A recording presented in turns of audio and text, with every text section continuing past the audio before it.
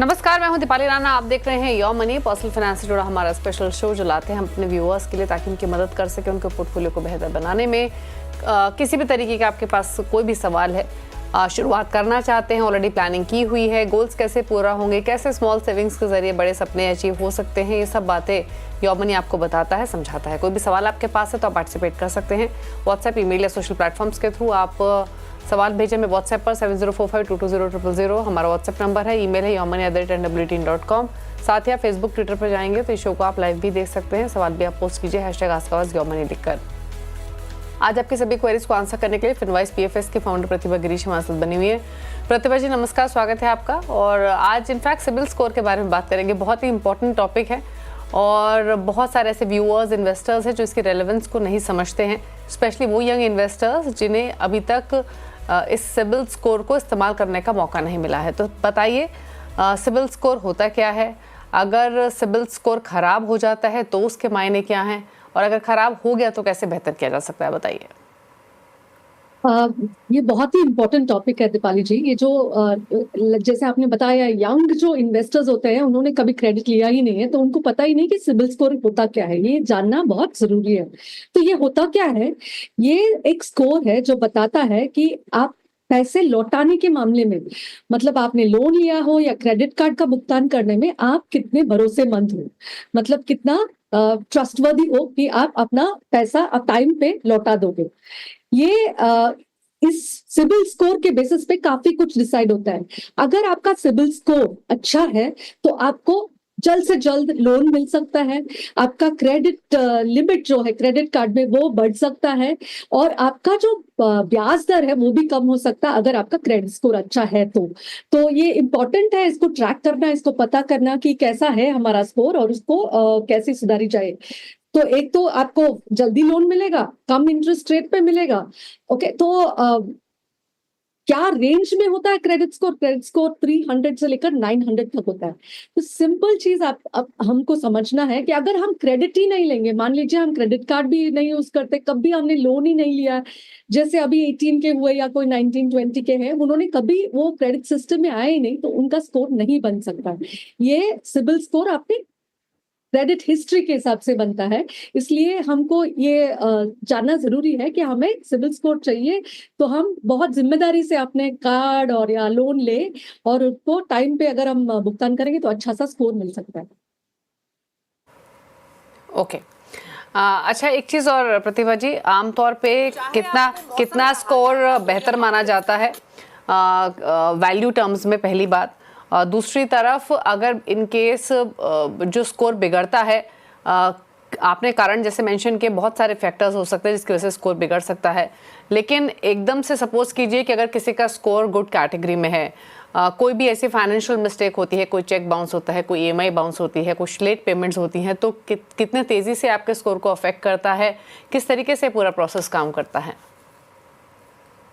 देखिए, कभी मिस्टेक से हो गया कि हम भूल गए तो मतलब हम तुरंत उसको सुधार देंगे तो उससे ज्यादा फर्क नहीं पड़ता, लेकिन ये हमको याद रखना है कि हमने EMI लिया है तो डेफिनेटली उसको टाइम पे पे करना है। जो हमारे क्रेडिट कार्ड बिल्स है, वो क्रेडिट कार्ड बिल्स का जितना भी अमाउंट आप पे कर रहे हैं वो डेफिनेटली टाइम पे पे करना है। अगर आप टाइम पे नहीं पे करते हो तो अपने क्रेडिट स्कोर पे इफेक्ट जरूर होगा। और अगर आप एक बार करते हो, मतलब साल में एक बार आप थोड़ा डिले हो गए 1-2 डेज, तो उससे इतना फर्क नहीं पड़ेगा। जो बार बार कंसिस्टेंटली जो थोड़ा लेट हो जाते हैं या फिर भूल जाते हैं, इसको प्रायोरिटी नहीं रखते, तो बहुत कम उन पे उनके क्रेडिट स्कोर में असर पड़ सकता है। दूसरी बात, क्रेडिट कार्ड कंपनी आपको क्रेडिट लिमिट जरूर देती है। इसका ये मतलब नहीं कि उन्होंने अगर आपको 5 लाख का क्रेडिट लिमिट दिया तो आप पूरा का पूरा 5 या 4.5 लाख नहीं यूज कर सकते।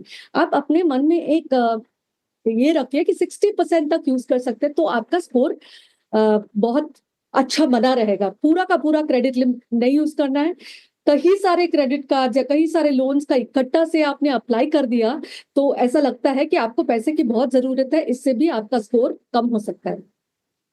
और एक बात है कि आपको अपना सिबिल स्कोर एक नियमित रूप से चेक करना बहुत जरूरी है कि बराबर है कि नहीं, कोई मिस्टेक तो नहीं है कि आपके स्कोर में, मतलब आपने प्रीपे किया फिर भी आपका स्कोर अच्छा नहीं है, ये चेक करना जरूरी है।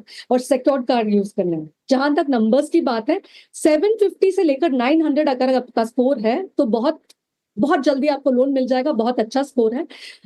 अगर 700 से 750 है, ये भी अच्छा स्कोर है, थोड़ा रिव्यू के बाद मिलेगा। 650 से 66 650 से 700 तक है तो ओके है, थोड़ा प्रॉब्लम दिक्कत हो सकती है। और 500 से 649 तो पुअर होता है, पॉसिबल रिजेक्ट होता है। और 300 टू 550 अगर है तो बहुत ही लो स्कोर है, और इसमें हाई रिस्क कैटेगरी में आप माने जाओगे। इंटरेस्ट रेट का भी कुछ फर्क पड़ता है क्या, या प्रोसेसिंग का आपके सिबिल स्कोर की वजह से अगर आप लोन लेते हैं तो? Very good point, yes, processing fee भी कम हो सकता है, और आपका इंटरेस्ट रेट जो है वो भी सिबिल स्कोर के ऊपर डिपेंडेंट है, इसलिए सिबिल स्कोर बनाए रखना जरूरी है। और जैसे मैंने पहले ही बताया, अगर आप यूज ही नहीं करेंगे क्रेडिट सिस्टम को तो भी आपका स्कोर नहीं बनेगा, इसलिए यूज कीजिए लेकिन जिम्मेदारी से। जैसे ये जीरो ईएमआई, सब जीरो इंटरेस्ट वाले ईएमआई वगैरह आते हैं, तो उसको थोड़ा थोड़ा यूज करके एब्सोल्युटली ऑन टाइम पे कर दीजिए और अपना क्रेडिट स्कोर डेफिनेटली बिल्ड कीजिए। अच्छा, एक चीज़ और क्विकली प्रतिभा जी, अगर किसी का क्रेडिट स्कोर बिगड़ा हुआ है ड्यू टू वेरियस रीजंस हो सकते हैं, उसे सुधारा कैसे जा सकता है और कितना समय लगता है इसे सुधारने में? क्या क्या स्टेप्स फॉलो किए जा सकते हैं इसको बेटर करने के लिए? एक तो आप जैसे मान लो आप क्रेडिट कार्ड आपका ओवर यूज हो गया, तो इसको सुधारना बहुत ही मुश्किल है जब तक आप यूज कर रहे हैं। तो पहले आपने अगर सोच लिया कि मुझे अपना क्रेडिट कोड सुधारना, तो मेरा यही सुझाव रहेगा कि आप अपना क्रेडिट कार्ड को यूज करना बंद कर दो, और कहीं कहीं और से आप पता करें कि कैसे आपको कम ब्याज दर पे लोन मिले और उसको पूरी की पूरी तरह से पे कर दें। और अगर फैमिली और फ्रेंड्स का आपका सपोर्ट है तो उनसे अगर लोन लेंगे तो आपका सिबिल स्कोर उसमें इफेक्ट नहीं होता है, और ऑन ए टाइमली बेसिस इसको पे करें। और before you swipe the card आप ये सोचें कि कार्ड नहीं स्वाइप करना, अगर मेरे पास कैश है तो ही मैं पे करूंगी, तो आप एक्सेसिवली उसको यूज नहीं करेंगे। और मोस्ट इंपॉर्टेंट, आपको क्रेडिट पॉइंट्स मिल रहा है या फिर आपको लगता है ये तो आसान है बाद में देखी जाएगी, तो आप उसको यूज ही ना करें। जब तक आपको बहुत जरूरत नहीं है तो आपको ना लोन लेना है ना क्रेडिट कार्ड का स्वाइप करना है, बिकॉज ये बहुत इजी तरीका है खरीदने का, लेकिन बहुत मुश्किल होता है उसको सुधारना या फिर रीपे करना। अच्छा, क्रेडिट कार्ड के थ्रू भी इस स्कोर को इम्प्रूव कर सकते हैं क्या? फॉर इंस्टेंस किसी को लोन की रिक्वायरमेंट नहीं है या लोन लेने की कैपेबिलिटी नहीं है, या इन केस उनको लोन नहीं मिलता है, क्योंकि आमतौर पे ऐसा कहा जाता है कि आप एफडी कीजिए, छोटी सी एफडी के अगेंस्ट कोई कार्ड बनवाइए, क्योंकि कार्ड तो आपका बनेगा नहीं अगर आपका क्रेडिट स्कोर खराब है। जैसे आपने भी लोन लेने का सजेशन जरूर दिया, लेकिन लोन लेना बहुत डिफिकल्ट है। अगर आपका स्कोर खराब है तो जरूरी नहीं है कि आपको लोन मिले भी या आपको क्रेडिट कार्ड भी मिले। तो ऐसे में आमतौर पर सुझाया जाता है कि आप क्रेडिट एक एफडी कीजिए, जितने भी पॉकेट आपके अलाउ करती है, एज लो एज 10,000 प्रोबेबली, उसके अगेंस्ट क्रेडिट कार्ड लीजिए। उस क्रेडिट कार्ड को अगर आप नियमित तौर पे यूज़ करते हैं, उसको रीपे करते हैं टाइमली, तो भी शायद आपका क्रेडिट स्कोर बेहतर हो सकता है। क्या ये ऑप्शन भी अवेलेबल है? अगर हाँ, और अगर कोई इस रूट को फॉलो करे, क्योंकि ज़्यादा वायबल ऑप्शन नज़र आता है स्पेशली प्राइस सेंसिटिव व्यूअर्स के लिए, कितना समय आमतौर पर लगता है इसको ठीक होने में? दीपाली जी, बहुत ही अच्छा आइडिया दिया आपने। ये यंग पीपल के लिए हम यही बताते हैं कि आप एफडी ले लो, तो ये एफडी के अगेंस्ट क्रेडिट कार्ड लेना जरूरी है। और हो सके तो आप अपने बैलेंस जितना है उतना ही स्पेंड करें और ऑटो पे रख दे। ऑटो पे पे अगर आप रखेंगे तो टाइमली हो जाएगा और आप वो अमाउंट तो कंटिन्यूसली पे करते रहेंगे। तो आपने कभी कभार यूज किया, साल में 2 बार यूज किया, तो उससे आपका क्रेडिट स्कोर बढ़ने वाला नहीं है। आप कॉन्स्टेंटली यूज कीजिए क्रेडिट कार्ड को और कॉन्स्टेंटली टाइम पे पे कीजिए। आपका 1.5 साल 2 साल में थोड़ा क्रेडिट का जो स्कोर है वो बढ़ता जाएगा और बनता जाएगा आपका स्कोर। और जैसे मैंने बताया, अगर बिगड़ा हुआ है तो स्पेंड करते करते सुधारना बहुत मुश्किल है। स्पेंडिंग को पहले कम कीजिए, और जो एग्जिस्टिंग लोन है उसको कैसे हम मतलब कम दर पे लेके क्लोज कर सकते हैं, ये देखिए। ऐसा नहीं है कि क्रेडिट स्कोर सुधारा नहीं जा सकता। हाँ, बिगाड़ना आसान है, बनाना मुश्किल है। लेकिन अगर किसी वजह से आपका क्रेडिट स्कोर बिगड़ चुका है तो आप उसे बेहतर भी कर सकते हैं। आप सबसे इजी रूट यही है, जैसे अभी प्रतिभा से भी हमने डिस्कस किया, कि आप छोटी सी एफडी क्रिएट कीजिए, उसके अगेंस्ट कार्ड बनाइए और उस कार्ड को नियमित तौर पे इस्तेमाल भी कीजिए और रीपे भी कीजिए। जितना ज़्यादा आप इस्तेमाल करेंगे उस क्रेडिट कार्ड को, जितना टाइमली उसकी पूरी पेमेंट्स करेंगे, आपका क्रेडिट स्कोर तेज़ी से इंप्रूव होगा। अगर आप डिसिप्लिन फॉलो करेंगे रीपेमेंट्स में तो आपका क्रेडिट स्कोर भी तेज़ी से इंप्रूव होता है। ऐसा नहीं है, 6 से 7 महीने 8 महीने का आमतौर पे समय लगता है, साल भर का समय लगता है, लेकिन एटलीस्ट सिबिल स्कोर अगर आपका बेहतर एक बार हो जाएगा, आपकी जो पुरानी हिस्ट्री खराब रही उसको अगर आप सुधार लेंगे तो डेफिनेटली आपको आगे काफ़ी बेनिफिट मिलेगा इसका। आपके लोन के रास्ते खुलेंगे आगे की तरफ। और इनफैक्ट अगर आपने कुछ क्रेडिट कार्ड्स डिफॉल्ट भी किए हैं तो उनको भी सेटल करना बहुत इंपॉर्टेंट होता है। तो पहले अपनी पुरानी हिस्ट्री पूरी क्लियर कीजिए अगर कोई खराब हो रखी है, और फिर सुधारिए आगे। ऐसा नहीं है कि कुछ डिफॉल्ट्स आपने ऑलरेडी किए हुए हैं और आप कोई क्रेडिट कार्ड बना ले एफडी के अगेंस्ट और उसको यूज करके आप एक्सपेक्ट करें कि आपका सिबिल स्कोर बेटर हो जाएगा। पुराने जितने भी आपके डिफॉल्ट्स हैं उनको सेटल कीजिए, क्लियर कीजिए, और फिर एक एक करके आगे बढ़िए अपने सिबिल स्कोर को बेहतर बनाने में। सबसे इजी रास्ता, छोटा रास्ता यही है जो अभी आपको बताया गया। कोई और क्वेश्चन आपके पास हो सिबिल स्कोर से रिलेटेड तो डेफिनेटली आप अपनी क्वेरीज हमें भेज सकते हैं, क्योंकि इस शो में हम हर तरीके के फाइनेंशियल एजुकेशन अवेयरनेस फैलाने की कोशिश करते हैं। चलिए व्यूअर्स से बात करते हैं बिना समय गवाए। पहले व्यूअर हमारे साथ सुहास मौजूद हैं नागपुर से सवाल पूछने के लिए। सुहास नमस्कार, बताइए क्या सवाल है आपका। नमस्ते दीपाली मैम। नमस्ते। हेलो। हाँ मैडम, सुनाई दे रहा है? बिल्कुल सुहास जी, आपकी ऑडियो मिल रही है, अपना सवाल पूछिए। हाँ, मैंने आपको पोर्टफोलियो भेजा था मेरा, तो जी उसमें है ना, मैंने 2 जो स्कीम है उसका इंफॉर्मेशन नहीं दिया था जो मैंने स्टॉप की है। एक है एक्सिस का ELSF और दूसरा है कॉनकैप स्मॉल कैप। तो उसमें 5000 की मेरी SIP चल रही थी, तो वो दोनों मैंने स्टॉप किया हुआ है। और उसका अभी उसमें जो लमसम है, यहाँ एक्सिस ELSS में 1,40,000 है और कॉन्ट में 1,37,000 है, अभी लमसम है।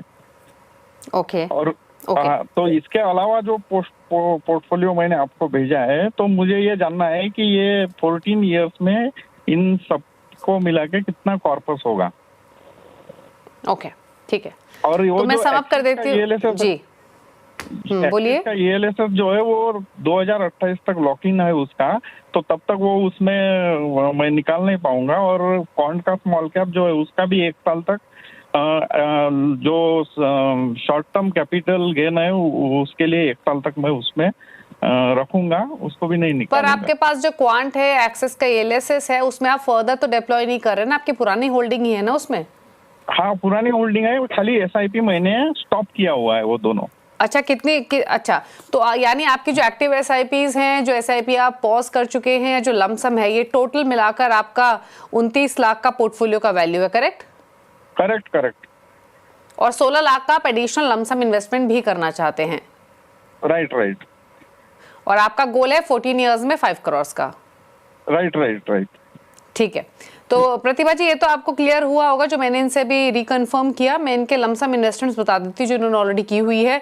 Axis ELSS quant small cap तो इनके पास लॉक इन की वजह से पड़ा हुआ है ही।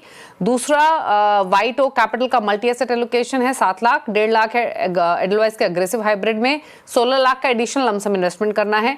फंड्स कौन से हैं? निप्पॉन इंडिया मल्टी कैप 10,000, 5,000 बंधन small cap, 5,000 Edelweiss flexi cap, 5,000 Aditya Birla large mid cap, 5,000 DSP mid cap, HSBC value 5,000 Invesco India fund.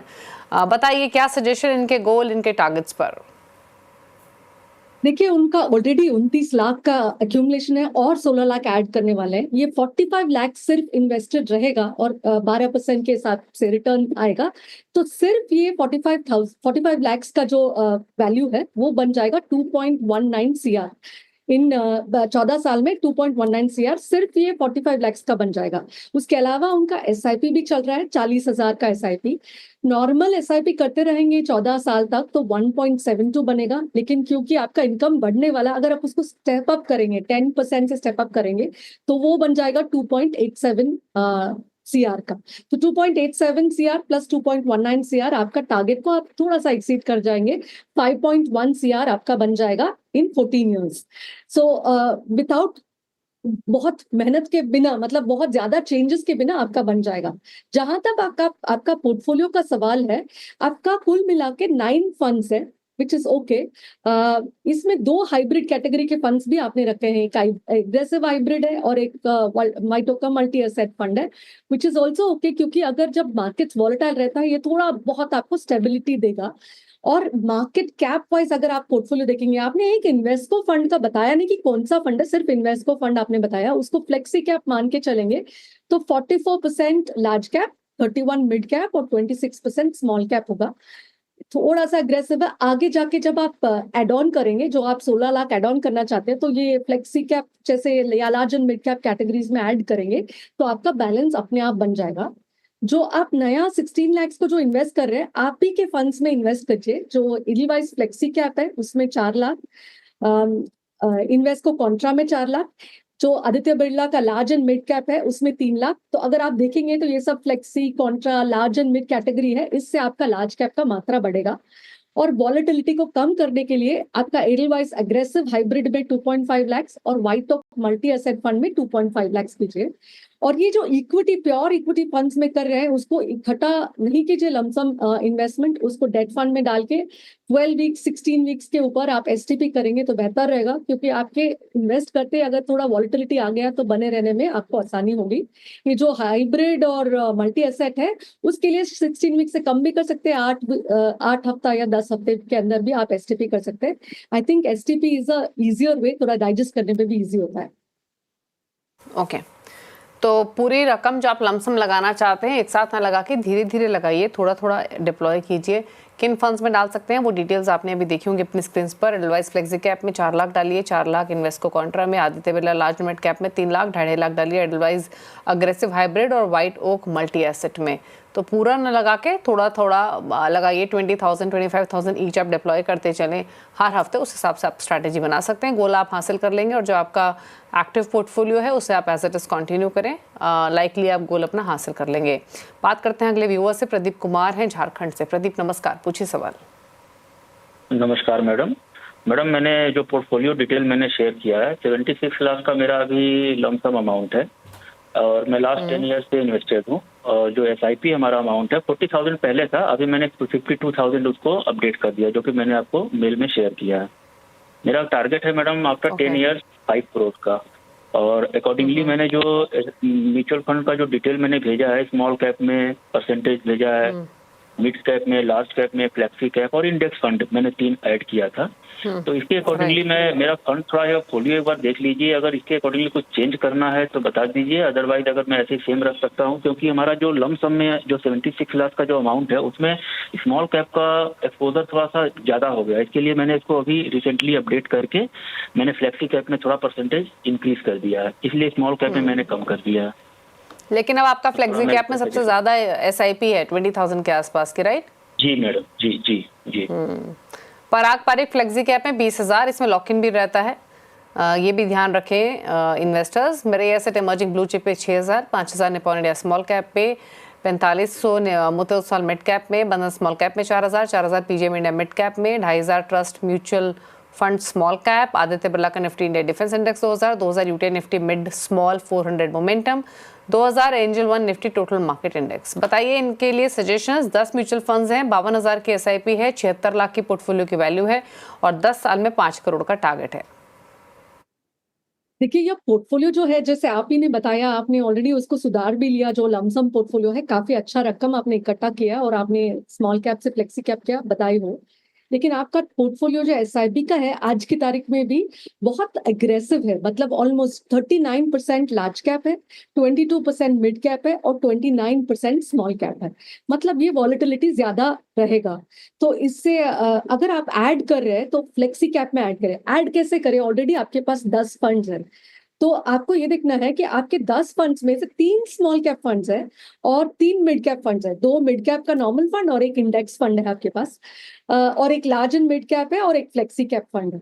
तो हमारा सुझाव रहेगा, थोड़ा ये फंड्स को कम करने के लिए आप 3 स्मॉल कैप रखने के बजाय थोड़ा स्टार्ट कीजिए। आप 2 ही स्मॉल कैप रखिए और 2 ही मिड कैप रखिए। जैसे आपके पास है निपॉन, ट्रस्ट और बंधन, आप ट्रस्ट को बंद कर सकते हैं, उसको फ्लेक्सी कैप में डालिए। जो एग्जिस्टिंग फ्लेक्सी कैप है आपका वो, या फिर इन्वेस्ट को कॉन्ट्रा जैसे कोई फंड में आप डाल सकते हैं। सिमिलरली मिड कैप में आपके पास 3 फंड है, उसमें से एक बंद कीजिए और वो जो अमाउंट है उसको भी सेम फ्लेक्सी कैप में डालिए, ताकि आपका फंड्स ज्यादा ना हो जाए और बैलेंस भी अच्छी तरह से आपका मार्केट कैप भी अच्छी तरह से बैलेंस हो जाए। आपने एक इंडेक्स फंड में भी डाल के रखा है जो लार्ज कैप के बदले में, विच इज ओके। एक डिफेंस फंड है, बट क्योंकि वो बहुत स्मॉल प्रोपोर्शन में 52,000 में सिर्फ 2,000 आपने एक इतना नैरो थीम में आपने डाला हुआ है, विच इज ओके। कुछ चेंज करने की जरूरत नहीं है। जहां तक आपका पोर्टफोलियो का सवाल है, आपका सबसे एक बड़ा पोर्टफोलियो आपने इकट्ठा किया 76 लाख का। ये 10 इयर्स में 12% रिटर्न के हिसाब से 2.36 करोड़ सिर्फ ये आपने ऑलरेडी इन्वेस्ट किया हुआ है। उसको आप प्रून करते रहेंगे, मॉनिटर करते रहेंगे, तो ये बन जाएगा करीब करीब 2.36। और जहां तक आपका 52,000 का SIP है, उसको ऐसे ही कंटिन्यू करेंगे तो अबाउट 1.19 CR बन जाएगा आपका नॉर्मल SIP। लेकिन अगर आप बढ़ाएंगे 10% स्टेप अप करेंगे तो 1.73 बनेगा। तो टोटल आपका कॉर्पस बनेगा 4.1। और आपको आपका टारगेट है कि आपको 10 साल में आपको 5 करोड़ इकट्ठा करना है। इसके लिए 3 विकल्प है। या तो आप अपना इन्वेस्टमेंट पीरियड को 10 साल से थोड़ा बढ़ा दें। अगर आप उसको बढ़ा के 10 साल से 12 साल कर देंगे तो आपका हो जाएगा।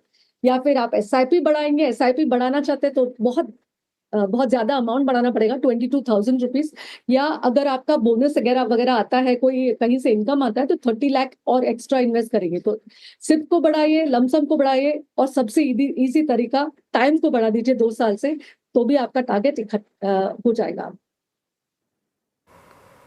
ओके अच्छा, एक क्विकली एक चीज़ और प्रतिभा जी, जैसे आपने कहा कि फ्लेक्सी कैप में ये ऐड कर सकते हैं ट्रस्ट, जो स्मॉल कैप में एक्सपोजर उसको कम करके, कंसीडरिंग अभी एग्जिस्टिंग पोर्टफोलियो का ऑलमोस्ट 40% इनका इंक्लिनेशन, मोर देन 40% का इंक्लिनेशन फ्लेक्सी कैप की तरफ है। इज इट ओके कि वहां पर ये और एक्सपोजर इंक्रीज कर सकें?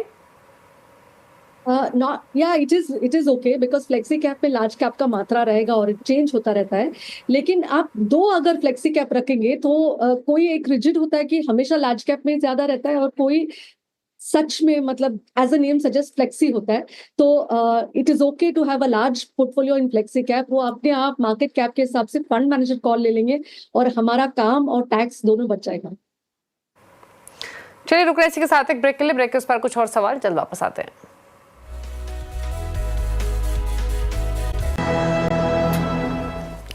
आप देख रहे हैं यो मनी और बात करते हैं कुछ और क्वेरीज की। एक सवाल हमें ईमेल के थ्रू JP सिंह ने भेजा है रांची से। 34 साल इनकी उम्र है, मंथली SIP है 30,000, 19 लाख की पोर्टफोलियो की वैल्यू है और 25 साल में 15 करोड़ का टारगेट है। एक्टिव SIPs है Motilal Oswal large mid cap 10,000, 7500 Motilal Oswal Nifty next 50, 7500 Motilal Oswal mid cap और बंधन स्मॉल कैप में 5,000। NPS में मंथली ये 28,000 डाल रहे हैं, जहाँ पर कॉर्पस 36 लाख का है। तो total traditional investments plus mutual fund investment मिलाकर इनका 50-60 लाख के आसपास की पोर्टफोलियो की वैल्यू है। 15 करोड़ का टारगेट 25 इयर्स में। बताइए सजेशंस इनके लिए। जहां तक पोर्टफोलियो कंस्ट्रक्शन है, तो आपने लार्ज कैप इंडेक्स के जरिए लिया, लार्ज एंड मिड कैप लिया है, मिड कैप और स्मॉल कैप का पोर्टफोलियो बनाया है। 4 ही फंड है, अच्छा मार्केट कैप एलोकेशन भी है। लेकिन आपने जो जितना आप इन्वेस्ट कर रहे हो SIP के जरिए, लगभग उतना ही आप NPS में भी इन्वेस्ट करो। ये अच्छी बात है कि आपका एक्सपेंस रेशो जो है कम है। लेकिन आपको ये ध्यान रखना है कि आपका सिर्फ 34 साल का उम्र है। आज आप NPS में अगर कर रहे हो तो आपको ये ध्यान रखना है कि क्या आपने ऑटो चॉइस चुना है कि एक्टिव चॉइस। अगर आप ऑटो चॉइस चुनते हो तो आपका जो एसेट एलोकेशन है, इक्विटी डेट के बीच में जो एलोकेशन है, वो अपने आप अपने एज के हिसाब से एडजस्ट होता है। तो आप 35 से लेस हो तो स्टार्टिंग में ही आपका ओनली 75% जो आप इन्वेस्ट करते हैं, ओनली 75% आपका इक्विटी में जाएगा। इवन दो आपका बहुत लंबा समय भी है, 25 इयर्स का आपका टाइम फ्रेम है, फिर भी 75% ही जाएगा। और हर साल जैसे बढ़ता है 4% से कम होता है। तो आप जब तक 55 के बनेंगे, आपका इक्विटी कंपोनेंट बहुत कम होगा और आपका डेट कंपोनेंट बहुत बड़ा होगा। इक्विटी लगभग 15% हो जाएगा। तो इससे अच्छा आप डेफिनेटली एक्टिव चॉइस में जाइए और इक्विटी कंपोनेंट को बढ़ा दीजिए, क्योंकि आपका उम्र कम है। उससे आपका रिटर्न प्रोफाइल भी अच्छा बनेगा। और आपके लिए मतलब एनीवे NPS में जो इन्वेस्ट कर रहे हैं वो लॉन्ग टर्म के लिए कर रहे हैं, तो इक्विटी में भी better asset class. 15% definitely not advisable. जहां तक पोर्टफोलियो वैल्यूएशन की सवाल है। करंट अमाउंट जो है आपका 19 लाख प्लस 36 लाख है। वैल्यू ऑफ लमसम जो है, बिकॉज आपका 25 साल है, 25 साल बहुत बड़ा एक गिफ्ट होता है इन्वेस्टिंग में, तो लमसम का जो है 9.35 CR हो जाएगा आपका टोटल वैल्यू। और SIP का जो आप आज की तारीख में करें, NPS प्लस जो SIP कर रहे हैं 58,000 का जो SIP कर रहे हैं आप, उसका हो जाएगा आपका नॉर्मल SIP से 10.89, तो ये बन जाएगा 20.21 CR। आपने बताया कि आपको 25 करोड़ इकट्ठा करना है। आई एम वेरी हैप्पी आपने इन्फ्लेशन देखते हुए 25 करोड़ बताया। ये करने के लिए आपको स्टेप अप करना जरूरी है। अगर आप 10% से स्टेप अप करोगे तो सिर्फ SIP का वैल्यू बन जाएगा क्लोज टू 23 करोड़ और टोटल आपका वैल्यू बनेगा 32 करोड़। अगर आप सोच रहे हैं तो बहुत ज्यादा हो गया, इतना तो हमको जरूरत नहीं, हम क्यों स्टेप अप करें, तो आप ये सोचिए कि 25 साल बाद 32 करोड़ का वैल्यू मात्र 6 करोड़ होगा आज की तारीख का, बिकॉज ऑफ इन्फ्लेशन। तो डेफिनेटली स्टेप अप कीजिए। और आपने अच्छा टारगेट रखा है। मोस्ट पीपल सोचते ही नहीं है इन्फ्लेशन के बारे में, और ये एक्टिव चॉइस चुन के आप इसी में इन्वेस्ट करते रहिए और स्टेप अप डेफिनेटली कीजिए। ओके, तो 15 करोड़ का हालांकि इनका टारगेट था, उससे ज़्यादा ही एक्यूमुलेट कर लेंगे इस पोर्टफोलियो के थ्रू। अच्छा, इन केस अगर ये स्टेप अप करते हैं या एलोकेशन फर्दर बढ़ाते हैं एज इनकम इंक्रीज, इन्हीं फंड्स में एक्सपोजर को बढ़ाएं, क्योंकि इनके पास सिर्फ 4 ही फंड्स हैं, तो आई एम श्योर पॉसिबिलिटी होगी नई कैटेगरी ऐड करने की। कोई नई कैटेगरी ऐड कर सकते हैं गोइंग फॉरवर्ड? उनके पास मिड कैप है, स्मॉल कैप है, लार्ज कैप है और लार्ज एंड मिड कैप भी है। तो ये अमाउंट के लिए अभी फिलहाल ठीक है। एक अगले 1-2 साल इसी में अगर आप बढ़ाएंगे, ऑब्वियसली उसका परफॉर्मेंस देख के, आपका इन्वेस्टमेंट फिलॉसफी देख के आप बढ़ाएंगे। और बाकी अगर आपको ऐड करना है तो आप फ्लेक्सी कैप कैटेगरी को ऐड कर सकते हैं, ताकि थोड़ा मैन्यूवरिंग कैपेबिलिटी फंड मैनेजर के पास रह जाए। ओके, चलिए, तो ये रही सलाह आपके पोर्टफोलियो को लेकर। फॉलो कीजिए इस एडवाइस को, इन्वेस्टेड रहिए। आपके पोर्टफोलियो में बदलाव का सजेशन बिल्कुल नहीं है। आप दोनों इन्वेस्टमेंट्स रखिए, अपने NPS भी और म्यूचुअल फंड भी, और आप 32 करोड़ के आसपास की राशि इकट्ठा कर लेंगे, 32-33 करोड़ इनफैक्ट, अगर आप स्टेप अप करते हैं। अदरवाइज 20-21 करोड़ की राशि इकट्ठा कर लेंगे। आपका टारगेट तो हालांकि सिर्फ 15 करोड़ का था। लेकिन चलिए पूछ लेते हैं प्रतिभा जी के टॉप 4 फंड्स, बताइए। जो फ्लेक्सी कैप कैटेगरी में Parag Parikh flexi cap fund, Invesco contra fund, और क्योंकि पोर्टफोलियो थोड़ा बैलेंस होना चाहिए, White Oak multi asset fund और एडलवाइस बैलेंस एडवांटेज फंड, दोनों हाइब्रिड कैटेगरी में। आई थिंक इसका एक अच्छा मिश्रण बनाएंगे आपने रिस्क पोर्टफोलियो रिस्क प्रोफाइल के हिसाब से, तो आउटकम्स अच्छा आ सकता है। ओके, तो Parag Parikh flexi cap, Invesco India contra, White Oak multi asset, Edelweiss balance advantage, ये कॉम्बिनेशन ऑफ फंड्स है। डाइवर्सिफिकेशन को ध्यान में रखते हुए, लॉन्ग टर्म को ध्यान में रखते हुए, कंप्लीट पैकेज के तौर पे आप इन चॉइसेस के साथ पोर्टफोलियो क्रिएट कर सकते हैं। थैंक यू प्रतिभा, शो में आने के लिए और सभी क्वेरीज को आंसर करने के लिए। इसी के साथ यौमनी में तो इतना ही। ब्रेक के बाद भी खबरें जारी हैं। नमस्कार।